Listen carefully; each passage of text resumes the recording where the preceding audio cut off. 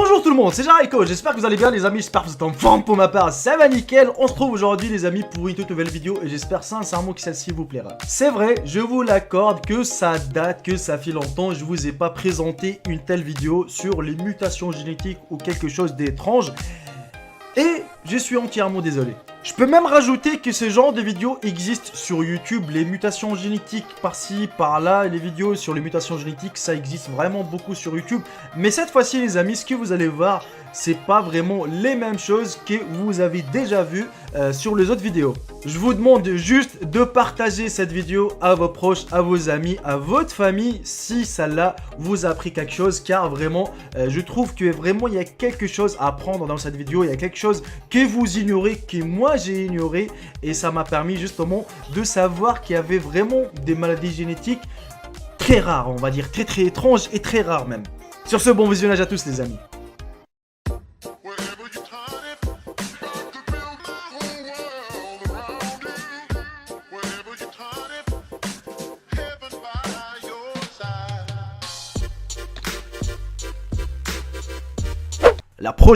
La progéria ou syndrome Hutchinson-Gilford, du nom de deux médecins ayant découvert cette maladie génétique très rare et sévère, ce syndrome qui provoque un vieillissement accéléré du patient touche un individu sur 8 millions.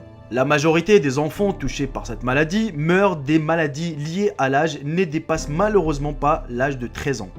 Le record de longévité est de 26 ans, détenu par Léon Botta. Généralement, les personnes atteintes par ce syndrome meurent d'une crise cardiaque ou d'un AVC. La progéria est due à une mutation dans le gène LMNA, une protéine qui se diffuse dans les noyaux cellulaires. Cela entraîne des symptômes tels qu'une calvitie, une peau rigide, des troubles de la croissance et une morphologie du visage caractéristique, marquée par des petites mâchoires et un nez pincé. Cependant, le mécanisme de vieillissement n'est pas encore connu, mais les gérontologues espèrent bien découvrir les facteurs génétiques pour comprendre le processus de vieillissement. Le syndrome Unnerton. Le syndrome Unnerton ou UTS est un syndrome découvert en 2005 par les biologistes turcs Unnerton après avoir étudié une famille vivant dans la campagne en Turquie. Les 5 membres de la famille ULAS étaient atteints d'une déficience congénitale, parlaient de façon primitive et surtout ne se déplaçaient qu'à 4 pattes. Selon le biologiste évolutionniste turc, ce syndrome implique un retour en arrière dans l'évolution humaine. Probablement dû à une mutation génétique responsable du passage de la bidépie à la quadrupédie, d'autres experts pensent que la génétique n'a aucun rôle à jouer dans ce syndrome. En janvier 2008, Tan a observé ces mêmes syndromes chez une autre famille habitant dans le sud de la Turquie. La BBC a d'ailleurs consacré un documentaire en 2006 sur la famille ULAS. L'hypertrichose ou syndrome du loup-garou est une maladie qui peut se manifester autant chez l'homme que chez la femme et qui se caractérise par un excès de pilosité sur une partie du corps ou sa totalité. Les personnes touchées par ce syndrome vivent normalement malgré la pilosité envahissante.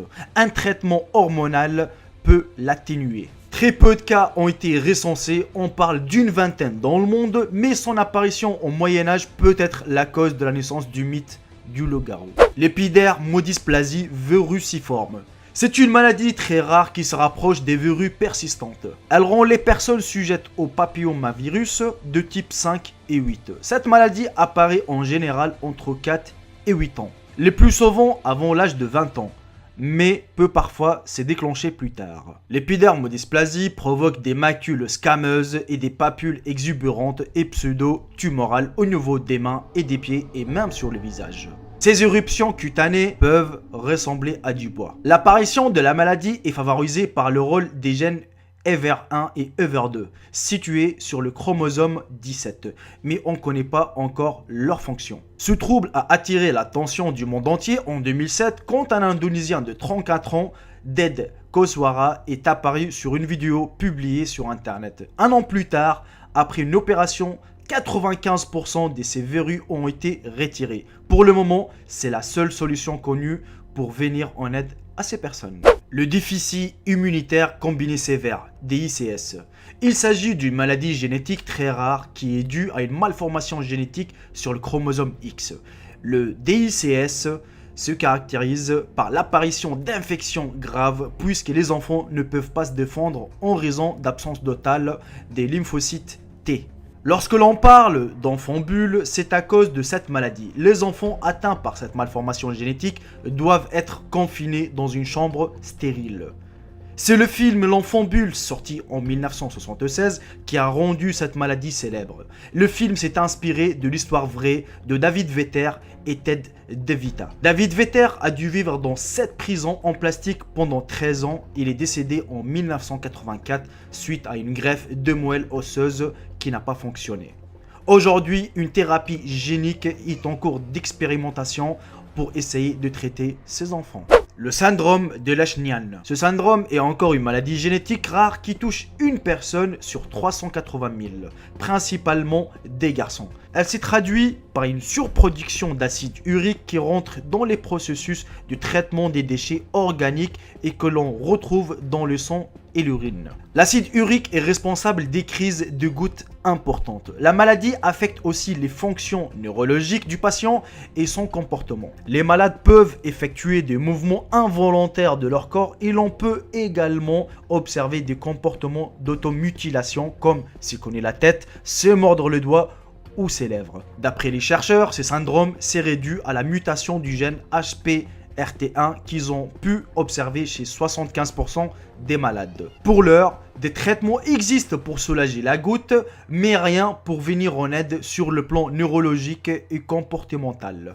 L'ectrodactylie ou aplasie digitale est une maladie génétique qui se caractérise par l'absence d'un ou plusieurs doigts de la main ou du pied, ce qui forme pour la main une pince dite pince de crabe. Une surdité est souvent associée à l'ectrodactylie. D'un point de vue génétique, cette maladie est causée par plusieurs facteurs sur le chromosome 7. Le syndrome de Porté vient du nom de la divinité grecque Porté. Cette maladie est devenue connue grâce à Joseph Merrick, surnommé l'homme-éléphant ou Elephant Man. Probablement porteur de cette pathologie, elle se traduit par des organes et des tissus qui se développent de façon hors norme. Les signes de la maladie n'apparaissent qu'entre 6 et 18 mois et son évolution varie en fonction de l'individu. Cette maladie génétique qui touche une personne sur 1 million est causée par la mutation de l'oncogène AKT1, retrouvé uniquement dans les tissus des lésions. La triméthylaminurie. Cette maladie est extrêmement rare, mais lorsqu'une personne en est atteinte, vous le remarquerez. En effet, les personnes sentent le poisson pourri. Pas étonnant que cette maladie soit aussi baptisée syndrome de l'odeur du poisson pourri. La triméthylaminurie se retrouve dans la sueur, l'urine et l'air que nous expirons. La maladie qui touche essentiellement les femmes provoque une surproduction de triméthylaminurie. Il semble que les odeurs empirent avant et pendant les mensurations et lors de la prise de contraceptifs. Les scientifiques pensent qu'il existe un lien avec les hormones sexuelles comme la progestérone ou les estrogènes. Les personnes atteintes de cette maladie génétique peuvent avoir des difficultés à vivre en société et peuvent sombrer dans la dépression. Le syndrome de Marfan. Le syndrome de Marfan est une maladie génétique relativement fréquente. Cette maladie s'attaque au tissu conjonctif. Les organes les plus touchés sont les yeux, le squelette et le système cardiovasculaire. La myopie par exemple est une forme courante de ce syndrome.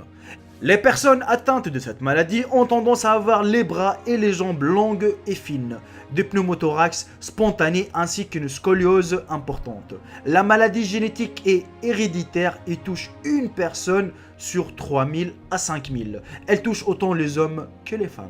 Selon les rumeurs, le président des États-Unis, Abraham Lincoln et Charles de Gaulle auraient souffert de cette maladie. D'ailleurs, Charles de Gaulle est décédé d'un anévrisme, ce qui est souvent l'une des complications de ce syndrome.